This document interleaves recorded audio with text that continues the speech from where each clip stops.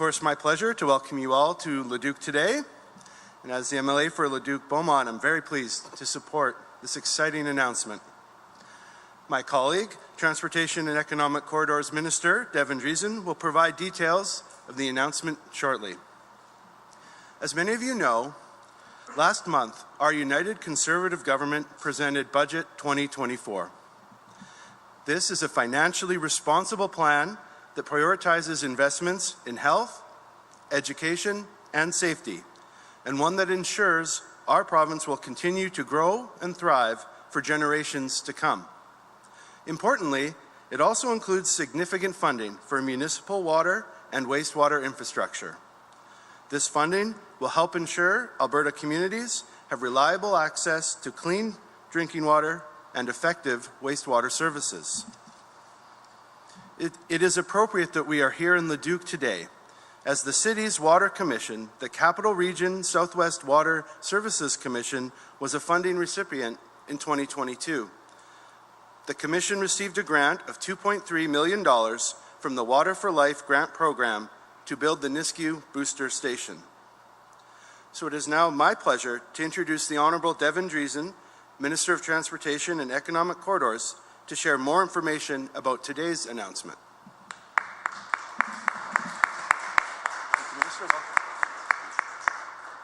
Well, thanks so much, Brandon. It's great to be in tropical Leduc here this morning. Really do appreciate it, and thanks everybody for being here today. And Lars Hansen, the chairman of the Capital Region Southwest Water Services Commission, and obviously commission members for joining us here today. It's a great pleasure to be here. Actually, Brandon, I'm not supposed to have favorites in caucus, but I think I've been here 3 times in the last couple weeks. We were at the airport, and then obviously the big announcement and the update on Leduc's overpass has been a lot of excitement and a lot of construction, a lot of work in the Leduc area. So just been a really pleasure to be here. But one of the main focuses of Budget 2024 is ensuring Alberta's strong competitive advantage, which will attract investment, support economic development, and strengthen Albertans' quality of life.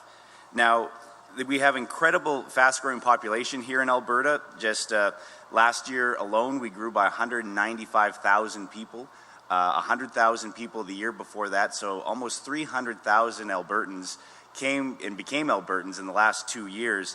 And that's obviously puts a lot of strain and stress on Alberta's infrastructure, that being roads, bridges, and water projects. And we have to make sure as a province that we can help keep pace. And so that is why Transportation and Economic Corridors is investing nearly $500 million, or $481.9 million, over 3 years for municipal water and wastewater infrastructure. Now, Budget 24 actually invests more than $900 million to municipalities for water, road, transit, bridge funding every year for the next 3 years. So that's that is $2.7 billion over 3 years. Now, these historic Budget 2024 investments into municipalities for municipal water projects will promote stable growth, protect the environment, and ensure Albertans have access to clean drinking water and reliable water treatment facilities. So although these projects and this funding isn't going to go towards shiny buildings or tourist attractions, they are vitally important in Albertans' everyday life. Now, this funding will support water and wastewater projects across the province, including high-priority regional water projects, water treatment plants, and disposal facilities in communities across Alberta. So specifically, Budget 24 will provide $206 million for the Alberta Municipal Water Wastewater Partnership. That includes a $30 million additional funding from last year, and $237 million in Water for Life grants, of which is a $45 million increase from last budget, and also $37 million in funding for the First Nations Water Tie-In Program. Now, Alberta's First Nations Regional Drinking Water Tie-In Program is another example of how Alberta is leading the country with First Nations, and as we were working with First Nations and municipalities and local water commissions and the federal government to bring clean drinking water to First Nations in Alberta. And I'm actually pleased to say that 7 First Nations are currently fully connected to regional or municipal water systems as a result of that program. As a provincial government, we feel it is important to work on regional drinking water tie-in projects to ensure that First Nations have access to clean water and a functioning water treatment system. Now, not to sound biased, but a great success story, and something MLA Lunting mentioned, is the water grants that go to programs like the Nisku Booster Station here, where the Capital Region Southwest Water Services Commission received a $2.3 million Water for Life grant in 2002, and the new booster station, which hopefully will be completed later this year, will help ensure continued supply of potable water now and into the future for this region, especially during hot and dry periods and during peak demand. So last year, 6 projects received a total of $27 million in Water for Life grants, and 47 projects received $114 million in Alberta Municipal Water Wastewater Program grants. Now, these projects and the new ones to come this year will ensure Albertans continue to have reliable access to clean drinking water and reliable water treatment services. So to conclude, we obviously all need clean, safe drinking water and efficient water treatment facilities for our communities to continue to grow. And Budget 24 provides targeted investments in this area by supporting the work of the Capital Region Southwest Water Services Commission and other municipal water projects across the province. So with that, I'd be happy to introduce Chairman Hansen to give a few words, but thank you so much for being here today.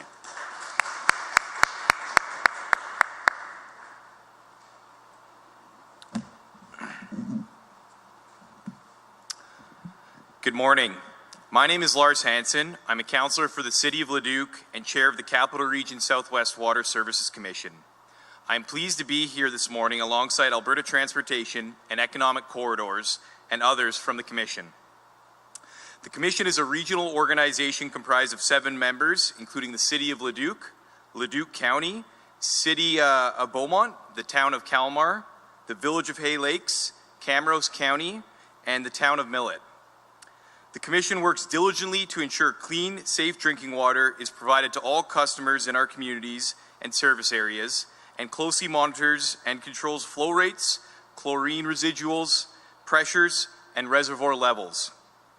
In 2022, the Commission received $2.3 million in grant funding from Alberta Transportation and Economic Corridors through the Water for Life program to help fund construction of the Nisku Booster Station. The new $21 million booster station will ensure residents continue to have reliable access to clean and safe drinking water for years to come. The project includes a new pump station, water supply, and discharge lines. Investment from the province in this infrastructure project supports our ability to maintain adequate water pressure throughout the distribution network, which is important to our residents and helps provide a high quality of life in our communities.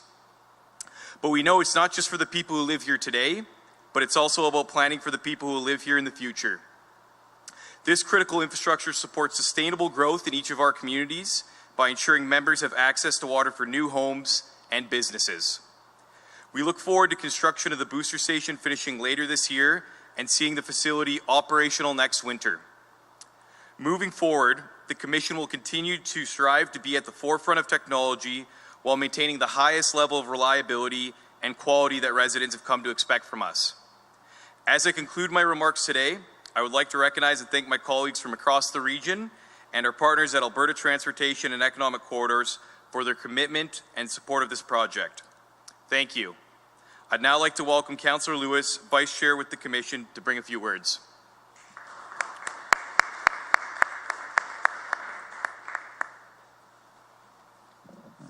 Good morning, everyone. Thank you for having me here today. My name is Kelly Lynn Lewis, and I'm the Division 2 Councillor for Leduc County and the Vice Chair of the Capital Region Southwest Water Services Commission. As we have just heard from Commission Chair, both the Commission and its member municipalities are incredibly grateful for the provincial grant funding received through Alberta Transportation and Economic Corridors Water for Life program. On behalf of Leduc County, I'd like to thank Minister Dreeshen for the funding provided, as it is going towards much needed water infrastructure in our region. As the host municipality of the Nisku Booster Station, Leduc County was happy to assist the Commission in the land purchase, site access, and placement of the water lines for this critical piece of infrastructure. As our member municipalities can attest to, this infrastructure is being built during a time of growth and development. Our communities are growing and changing. Leduc County has experienced significant growth and development in the new in the last 10 years, especially in the Nisku Business Park, where we are attracting new and diverse businesses in a variety of sectors, and on airport lands, of which Leduc County is the host municipality. With this growth and development, we need to ensure that we have infrastructure in place to support and nurture it. And of course, this includes water infrastructure. Simply put, more people, more businesses means there is an increased demand for accessible, safe, and clean water. The Nisku Booster Station will help us meet this demand and allow us to keep growing, keep diversifying, and keep developing. Again, on behalf of Leduc County and the Commission, thank you to the province for the grant funding and your continued support for the region. Thank you.